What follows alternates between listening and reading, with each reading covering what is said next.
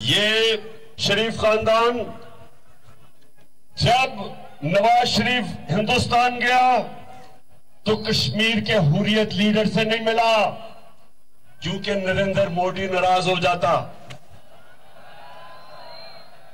अपनी फौज को जब नरेंद्र मोदी पाकिस्तान के आर्मी चीफ को दहशतगर्द कह रहा था, तो साथ साथ ये भी कह रहा था कि नवाज शरीफ तो हमारा दोस्त है। और कभी नवाज शरीफ ने नरेंद्र मोदी के खिलाफ एक बात नहीं की। कुलभूषण यादव उसके मुंह से नहीं निकला। और ये वो लोग हैं जो आज हिंदुस्तान समझता है कि उनकी एक ऐसी हुकूमत आ गई कि बस अब पाकिस्तान कंट्रोल में आ गया। दूसरी तरफ आसिफ जरदारी,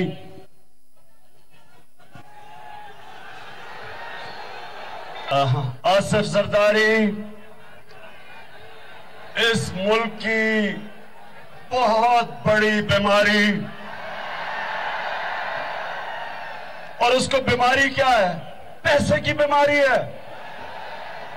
वो पैसा देखता है तो उसका जिस्म कांपना शुरू हो जाता है, उसकी कांपें टांगनी शुरू हो जाती है।